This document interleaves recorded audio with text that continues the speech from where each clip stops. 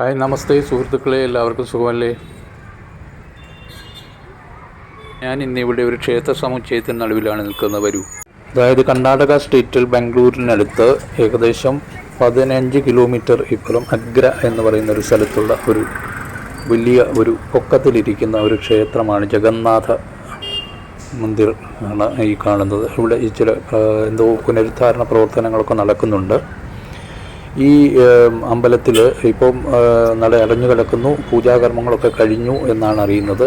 രാവിലെയും വൈകിട്ടും ഒക്കെ നിത്യപൂജകളൊക്കെ നടക്കാറുണ്ട്. ഇവിടെ പ്രശസ്തമായ ഈ ക്ഷേത്രമാണെന്നാണ് അറിയപ്പെടുന്നത്. ഈ ക്ഷേത്രത്തിൽ കൂടുതലും ഞാൻ കണ്ടത് നേപ്പാൾ നോർത്ത് ഈസ്റ്റേൺ സ്റ്റൈലിലുള്ള ആൾക്കാരാണ്. അതായത് ഡിവോട്ടീസായിട്ട് ഇവിടെ എത്തുന്നതായിട്ട് ധാരാളം പേരെ കണ്ടത്. അതുപോലെ ഇതിന് തൊട്ടടുത്ത് ഒരു വലിയ ഒരു ഹനുമാൻ വിഗ്രഹം ഞാൻ കണ്ടു. അത് വലിയ ഒരു പ്രതിമ ആണ്. അതൊരു കവാടം, ഈ ക്ഷേത്ര സമുച്ചയങ്ങളിലേക്കുള്ള കവാടമാണ് ഈ കാണുന്നത്. അപ്പോൾ ഈ വലിയ പ്രതിമയ്ക്ക് നമുക്ക് എന്താണ് ഇതിൻ്റെ പ്രാധാന്യം, ഇതിന് ചുറ്റുമുള്ള ഈ ക്ഷേത്രങ്ങളുടെ പ്രാധാന്യം എന്നറിയുവാനുള്ള ആകാംക്ഷയോടെ ഞാനിവിടെ നിർത്തിയിരിക്കുകയാണ്. അതോടൊപ്പം തന്നെ നമ്മുടെ ഹനുമാൻ, ബജ്രംഗ് ബലി ഇങ്ങനെ ഉയർന്നു നിൽക്കുന്ന ഈ പ്രതിമ അതിശയം തോന്നി എനിക്ക്. ഇത് നോക്കി നിൽക്കുന്ന ഈ പ്രതിമ നേരെ ദർശനം ഇങ്ങോട്ട് ഇവിടെ എതിർവശത്തായിട്ട് ശ്രീരാമ ക്ഷേത്രമാണ് എന്ന് മനസ്സിലാകുന്നു.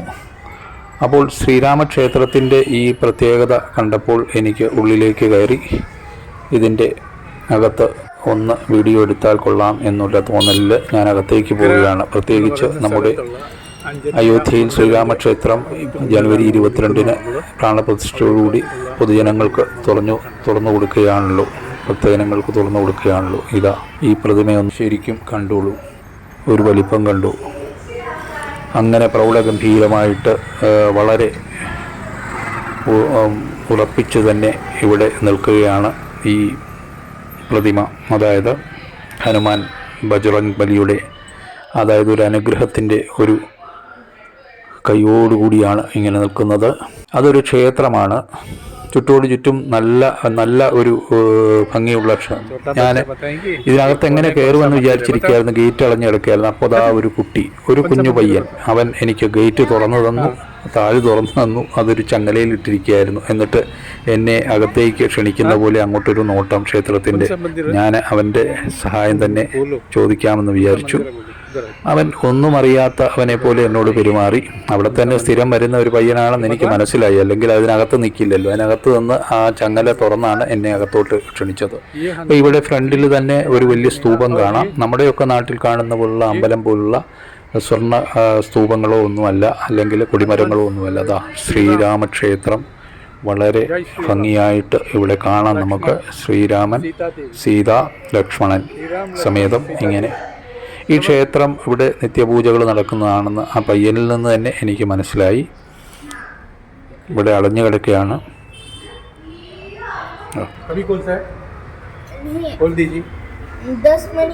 ജയ് ശ്രീറാം, ജയ് ബജ്രംഗ് ബലി.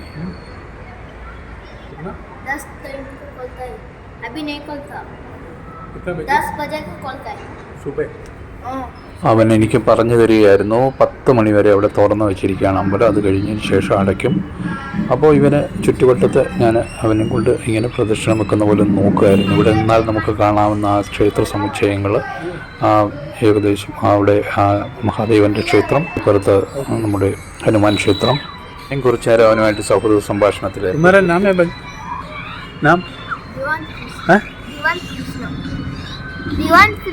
दिवान कृष्ण इधर यहाँ पे क्यों बैठे हैं? ये मेरा दादा का है। ये लाइब्रेरी। दादा उधर काम करते हैं? हाँ। काम करते? ये छोटे ये कौन है? और मैं बहन है। बहन क्या करते? ये बहन नाम क्या है? सॉरी है, नाम क्या है? ये क्या देखते हैं? ओ मम्मी. അവിടെ അപ്പുറത്തിരിക്കുന്നത് അവരുടെ അമ്മയാണോ എന്ന് ചോദിക്കുമായിരുന്നു. അപ്പോൾ അമ്മയൊന്നുമല്ല, വെളിയിൽ ആണെന്ന് പിന്നീട് മനസ്സിലായി. തൊട്ടുപുറത്ത് ഗേറ്റിന് പുറത്ത് അവൻ്റെ അമ്മ അവിടെ ഒരു കച്ചവടം നടത്തുന്നുണ്ട്, പൂക്കച്ചവടവും മറ്റുമൊക്കെ. ഇത് ഈ ഹനുമാൻ ക്ഷേത്രത്തിൻ്റെ ഈ വലിയ വിഗ്രഹം കണ്ട ഹനുമാൻ ക്ഷേത്രത്തിൻ്റെ സൈഡിൽ വന്ന് നിന്ന് ഒരു വ്യൂ ഞാൻ പിടിക്കുകയാണ് അതിൻ്റെ കാൽച്ചുവട്ടിൽ നിന്ന്. അതും അവിടെ ഗേറ്റ് അടഞ്ഞു കിടക്കുകയാണ്. അവിടെ പൂജ നടക്കുന്നതായിരിക്കും, അവർ പക്ഷേ ഇപ്പോൾ അടച്ചിട്ടിരിക്കുകയാണ്.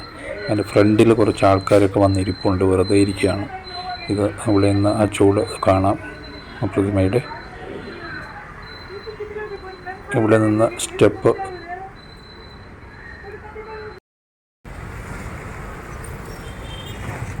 അപ്പോൾ ഇനി ഇവിടെ നിന്ന് സ്കൂട്ടറിൽ തിരിച്ചു പോകാനുള്ള തയ്യാറെടുപ്പാണ്. അടുത്ത വ്ലോഗുമായി വരാം. അതുവരേക്കും എല്ലാവർക്കും ഗുഡ് ബൈ. തിരിച്ച് വീട്ടിലേക്ക് കയറി വന്നപ്പോൾ മകൾ വിളക്കൊക്കെ കത്തിച്ച് പൂജാകർമ്മങ്ങളൊക്കെ ചെയ്ത് അവൾ അവിടെ നല്ല ഭംഗിയായി അലങ്കരിച്ച് വെച്ചിരിക്കുകയാണ്. പൂജ ചെയ്യുന്ന ആ ഒരു സ്ഥലം ജനുവരി 1 ഒരു പുതുമ വരുത്തിയതാണ്. നന്നായിരിക്കുന്നു, വളരെ നന്നായിട്ട് അലങ്കരിച്ച് വെച്ചിരിക്കുന്നു. പൂജ വിളക്ക് കത്തിച്ച് വെച്ചിരിക്കുന്നു. ഞാനും കുളി കഴിഞ്ഞ് വന്നിട്ട് അവിടെ നാമം ജപിക്കണം, പ്രാർത്ഥിക്കണം എല്ലാവർക്കും വേണ്ടി, ലോക നന്മയ്ക്ക് വേണ്ടി. സമസ്ത സുഖിനോ ഭവന്തു, സർവചരാചരങ്ങൾക്കും ജനങ്ങൾക്കും നന്മ വരുത്തേണമേ എന്ന പ്രാർത്ഥന.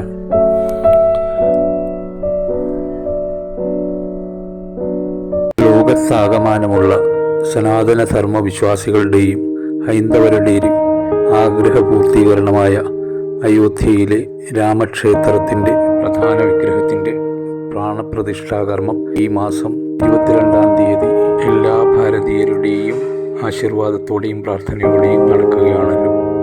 ജയ് ശ്രീറാം, ജയ് ബജ്രംഗ് ബലി.